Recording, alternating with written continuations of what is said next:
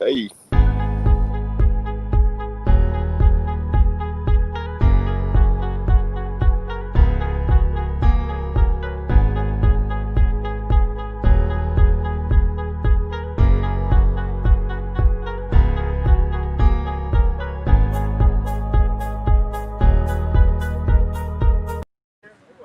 Yeah.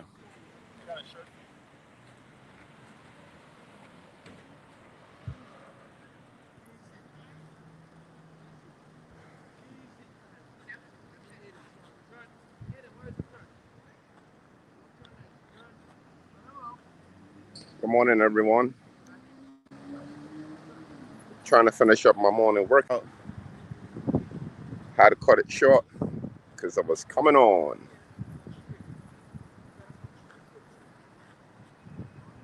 Look at these parks are so beautiful. Good morning, everybody. Share this video, like this video. Share the video, like this video.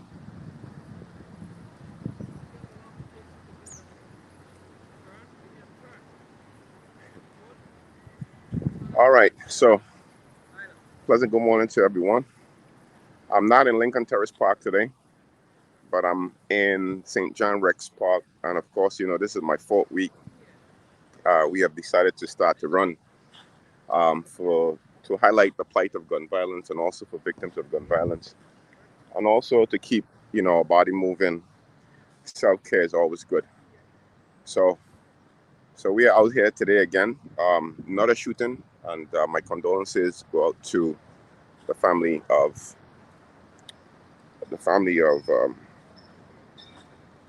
Christopher Ross, I think his name is. Sorry about that.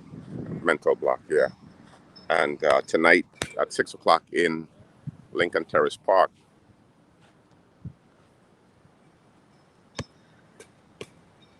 Tonight at Lincoln Terrace Park. I thought if you hit that another time, I would say, man, you're a max man.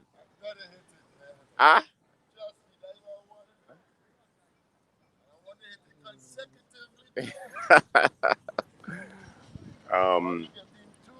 Okay, I saw that.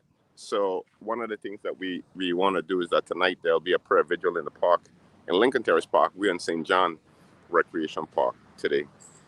And so we got up this morning with some pain in the body. But after we heard, of course, there's a family who is, they can't go to sleep tonight. Last night, they got up this morning crying. This happens all over the world, especially in the places in which we serve.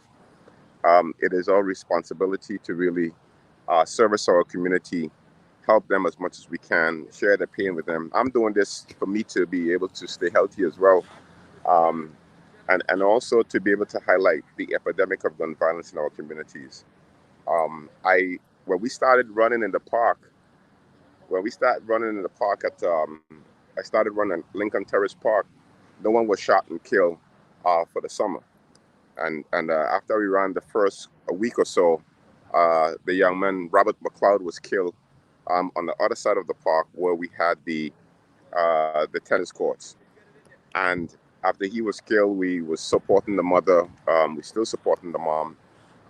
Hopefully, this family can support this new family who they call him Uncle Chris, who died Sunday in the park. He was caught in a crossfire. That was the opposite end of the park. That's the park literally that I run in when I go to Lincoln Terrace Park. It's right on the court, if you know, and the park is beautiful, just been repaired. Tennis court was redone last year or so. This is where they have the carnival breakfast for Waiatica. So the park itself, if you go to the park right now, you're going to see friends, you're going to see loved ones, you're going to see family members, you're going to see children, you're going to see mothers. It's just a full family park, just a full park that is full of family. And to be able to not have that luxury of having that level of safety, it has nothing to do with government for the most part. I mean, it's really a sense that we have to take responsibility of our own selves. We have to take responsibility of our communities, right? So you have mothers who are out there, you know, children. There's a whole group of young men who play basketball, hit the weights, do calisthenics. If you see the park is alive. I mean, it's pumping. Look at this park right now. I got children here working, doing soccer, whoop, right here, soccer. I got older folks. I got my wife over here exercising. Where did she go? Wrong way. Let's see. Well, somewhere. She's over here. You know, Pastor Dave is over here taking a break. Pastor Dave, he should be running and walking right now. He's taking a break. What's up, Dave? You're supposed to be running right now. Give me 2 more laps, boss. So shout out to Pastor Dave Allen for the Reverend Doctor for coming out consistently, who is running. I'm running an ad on the bottom of my screen today. I want you guys to join me 6:45. Okay, join me in the mornings so that you can come with and you can highlight too as well. I run. That's what we decided on. We're running for justice. We're just running again to keep the highlight of the problem in the community's face. We don't want any of the shootings to go unnoticed. We don't want them to be swept under the rug. In other words, our anger and our outrage must still continue to be the same. So today, you know, the friends and the family of Christopher, we praying with you, we're praying for you. So, all right, everybody, let me see what we got here. Good morning to you. Yeah, somebody's sweating. We are sweating. We out here. We working. I tell you that we're gonna be working. We want others to come and join us too as well. You got to come and join us so that we can say that, listen, we're keeping our body fit, but at the same time, we're doing it for a cause. You got people who start these crazy challenges all over. People start challenges to choke you half to death, and those things, thousands of people are doing it. We're trying to run to continue to keep the spotlight on gun violence, and hasn't stick yet. But we're gonna keep on going. While I'm running, getting fit, I'm getting better. You know, after years of being inactive and doing exercise in between, even though you're active, but you're not running, so your body is now trying to get up to speed. It takes weeks, man. So this is the 4th week that we're doing this. So we want you to support us. You know, meet us at the park at 6:45 in the morning. We are praying for no more funerals. Yeah, Christopher Ross. Yeah, thank you so much for that. We're praying for Christopher Ross' family. I spoke to someone this morning very early who called, someone who was connected to the family, who spoke to me about if we're supporting the family or not. We don't just, you know, support. How it works is that, you know, especially if you're in the confines of where we are in the 6-7 precinct, we will definitely try our best to reach out to that family as soon as possible, in some ways. But not all the time. That if it's outside of our area, we would likely to support the local clergy in that area. This happened in the 7-7, I think it is, or the 7-1. So definitely, I think it's 7-7. So definitely, we can support, you know, clergy or the family. If they call us, of course, we're not turning down anybody. We will support any family who call us, and support them as well. And what does that support look like? People don't understand. From the simple, basic thing of how you get someone who have lost their son, their daughter, to get out of their bed. Something you can't do it, but you have to have the right personnel with you to connect them with. Someone who have gone through that whole idea. Yesterday, you guys listened to Marva Bratwitt, who came on the show, who was talking about how she was praying that 2 things: that the Lord, that she doesn't lose her mind, and she keep her heart, you know, pure, keep her heart right. Don't change her heart to God. And so you have to have this whole supportive group. We have built a network of people over the past 10, 11 years that is solid. We never had a manual. There was no plan. There was no model that we saw that could fit what we wanted to do, and we created one. I mean, when you talk about wraparound services, when we come to your house, unfortunately, and knock on your door, we are at our best. If you're from a particular island and a particular denomination, we will match you with a pastor from that particular place. You know, whatever language that you speak, we will match you with someone specifically in our clergy council. We don't just get up and do. It's a science. It's something that we have unfortunately crafted over the years. So when we come to support a family, it is not just standing doing a press conference and saying we're going to support them. That's it. No, we stay with those families for years. Marva Bradwood, I met her maybe 8 years ago, and today We're still supporting one another. And, they could tell you, what we do is what we do. We don't do something that changes over time. This is it. We're locked into this. So so the family, we're praying for them. You share this video, like this video, let people see that. Scroll down. If you're running, tag us as well, so that we know for sure that you are supporting us. We're praying for the victims. We're supporting victims of gun violence. As I said to you, my $200,000 request from the David Prize, which I didn't win again, a little salty, but we was going to support every family who have been touched by violence in the city. Every single family, we would support them. We will get to them. We will support them. Now you're talking. Now you're talking. You're getting warm up. All right. Now you're looking good. So we have to do the best that we can do with everything that's going on. So tonight at 6:00, if you could join us in the Lincoln Terrace Park. 6:00 tonight at the Lincoln Terrace Park. We'll be there. There'll be a prayer vigil. I would like to know if anybody who's listening to us, keep on sharing this video, please, so we can get it as far and wide as possible. Like the video. Some people are putting the cry sign, yeah, sad sign, sad face. Yes, I know. But you can still like this video as well. It's sad that we come on and do this type of work, but at the same time, like it to show that we, you're supportive of the work. Share the video over and over again to different platforms. Whatever you can do, help us to spread the word. And so we're running that screen, that on the bottom, join the run campaign in support of victims of gun violence and families. And you can meet us in the park at 6:45 in the morning to walk or run. You could walk or you could run. So you can definitely do that with us. We want to continue to say as a society and as a community that we can't leave families stranded in this whole idea of getting a call and saying, listen, your great uncle who went out just for a little walk, walking through a park that is so peaceful that they're being shot and killed. These are murders and these are deaths that trouble me so much because I think it's unnecessary. And we have to but we have to continue to highlight that we can't ever be tired of speaking on these things, because unfortunately, when it comes to your door, that family got up and they're going to be some of the strongest advocates in saying, where is this person?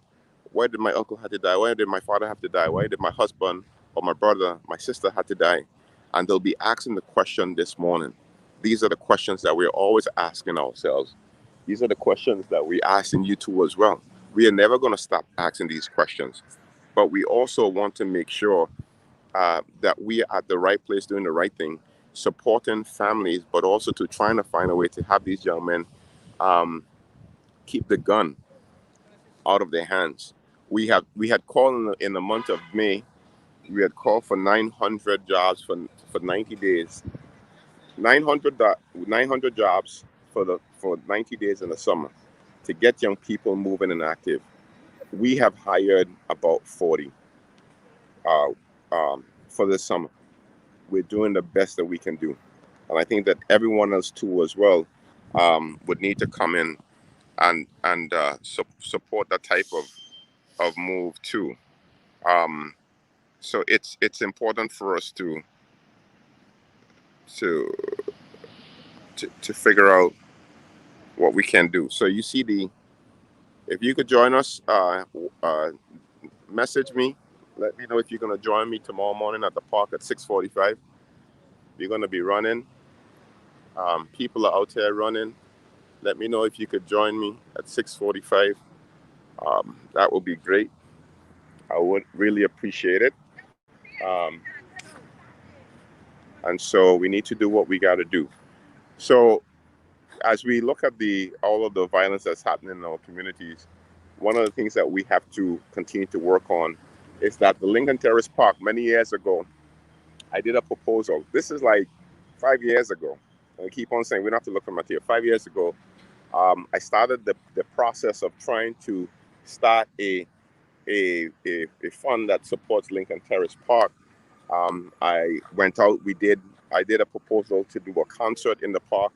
It never really did work out. I talked to the city council person who was then over there, because I looked at the park and I thought the park had so much of beauty, so much of character, in the heart of Brooklyn and heart of central Brooklyn. Very big, vast. I thought that, wow, this is like a central park in Brooklyn. And so it never really went out. So what I did is that I started, this is probably 10 years ago, and we wanted to do a series in the park that talks about collaboration between communities, safety, security. That was 10 years ago, just about, yes. And it didn't work out. And that's how I started the Gospel Fest. And the Gospel Fest at Kingsbrook Jewish Medical Center. And I think we celebrated 10 years last year. This is the first year in 10 years that we won't have a gospel concert at Kingsbrook Jewish Medical Center. But my first initial plan was to go to Lincoln Terrace Park. The first initial was to go to Lincoln Terrace Park to have that unity concert that talks about community safety. And 10 years later, I'm not sure if there is a fund or a group of people who take care of the security and safety of the park. But this is something that is needed in all of our parks right now. We need to get people and I'm sure that you get people who come and enjoy the beauty of the park to be part of this collaborative effort. Right now, what we have to do is that it's all about community, and the way that you support these things is that community has to be part of all that we're doing. So I would like to see, coming out of these last two murders, trying to work with the family to figure out how do we get a group together to support the park, to keep the park clean, especially like this park today. I mean, there's bottles everywhere. It's rather crazy to see the amount of trash that is left behind in the evening time. And we have children. Could I switch this cam? How do I do this? I don't know how to do this cam. But we see for sure that you have children, you have mothers, you have people in a wheelchair, and then the park is filthy. So we could find people who tonight would like to come in and to be able to help support the organization of these of the park and talk about safety, cleanliness. I think when people know that eyes and ears, they're watching, they're hearing, when people know that cameras are around, when people know that that we want people to be supportive of what they're doing, I think there could be a change for sure in the park. So let's see if we could work on that. So tonight at 6 o'clock, if you can meet us at Lincoln Terrace Park, tonight at 6 o'clock, you can meet us at Lincoln Terrace Park. That'll be awesome. I'll be more than happy to see all of you, and then get your commitment to join us at 6:45 in the morning. Come out and run as we pray and as we walk. If you want to walk, you walk. If you could run, you could run. You could join us in our campaign. We want you to be supportive of what we're doing. We really are grateful to you who will follow us. There is so much to be done, so much more that we can do together. And we're not going to stop working, because we need to be able to get to a place of consistency in our community, that we don't have these loopholes of these shootings and killings that senseless in our community. So be good to yourself. I'm going to see tonight. We're going to be on live tonight. So we're going to cut our broadcast now. We're going to be on live tonight, so you could see the prayer vigil, so you can see the press conference, the family, and just give you a feel of, what community feels when there's a shooting, when someone who had nothing to do with anything, just literally just walking through the park, just enjoying the beauty of the park, is shot and killed. So we'll join me tonight about 6:30. But 6 o'clock, you meet us in the park, okay? 6 o'clock, meet us in the park. All right, take good care, everybody. Peace out. Be safe. God bless. See you again soon. Take good care.